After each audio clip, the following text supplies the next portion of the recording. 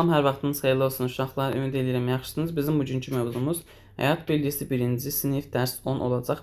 Təbiət mövzusu. Yer kürəsinin böyük bir hissəsini su təşkil edir. Bəli, yer kürəsinin 70,9%-ni su, 20,1%-ni isə daha doğrusu 70,1%-ni su, 29,1%-ni isə quru parçası təşkil etməkdədir.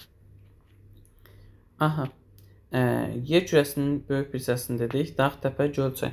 Şəkildə gördükləriniz haqqında danışın. Şəkildə gördüklərimiz nədir? Dağ, ağac, bu ağaclar meşəli əmələ gətirir. Kolluq, burada bir kiçik göl, gölün içərisində kiçik bir bitki, buludlar, sonra bir dənə çay var burada. Çay axır, axan çay var. Və o da ətrafında da ağaclar var, bar gətirən. Dağı təpədən, çayı göldən necə fərqləndirmək olar? Əgər bir şeyin axını varsa, o çaydır.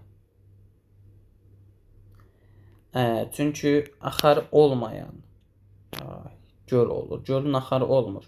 Amma çayın axarı olur. Dağ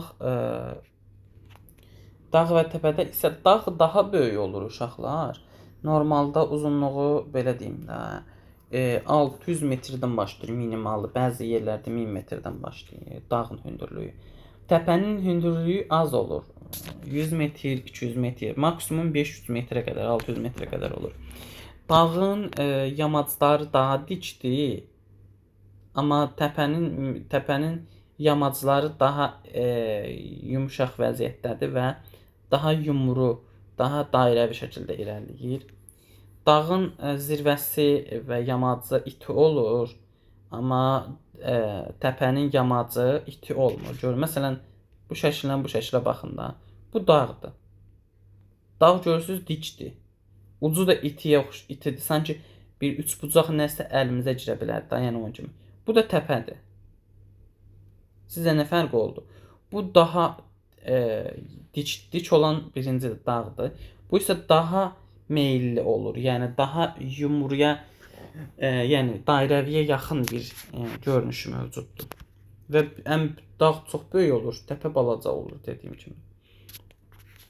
Sonra şəkillərdə gördüyünüz su hövzələrini işarələyin. Onlardan hansı daha böyükdür? Bəs hansının su içməli deyil?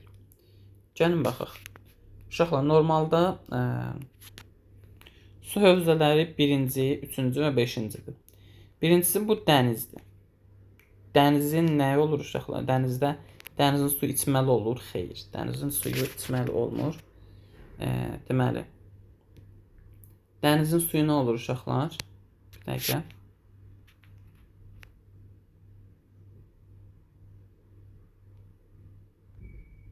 İçməli deyil.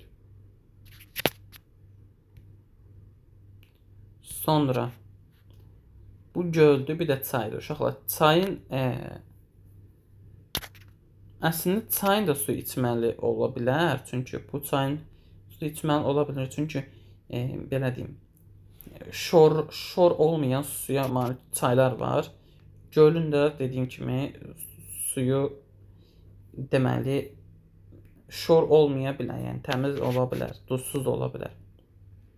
Sadəcə hal-hazırda dənizin suyu içilməli deyil. Göl və çayın suyu içilə bilər. Amma bütün göl və çayların yox, sadəcə bəzilərin. Aşağıda dağ, təpə, düzənlik, çay şəkillərini tapın və adlandırın. Dağ, təpə, düzənlik və çay şəkillərini. Gəlin birinciyə baxaq. Birinci nədir? Birinci çəmənlikdir. İkinci nədir? İkinci dağdır. Dağ, təpə, düzənlik, çay. Düzənlik, çay, dağ, təpə, burada heç nə yoxdur. Dördüncü təpədir. Beşinci çaydır. Altıda da yenə heç nə yoxdur. Deməli, bu qədər. Belə də bunu izah elədik. Yer kürəsi, çaylar, göllər, dağlar, təpələr də zəngindir. Onlar fərqli əlamətlərinə görə bir-birlərindən fərqlənirlər. Azərbaycanın ən böyük zirvəsi, dağ zirvəsi, yəni Bazar düzü və ən uzun çay Kür çayıdır, bəli. Bazar düzünün hətta hündürlüyü 4466 metrdir. Bunu da yadınızda saxlayın.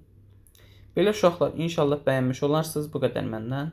Sağ olun, salamat qalın. Gələn dərslərdə görüşərik. Hələlik.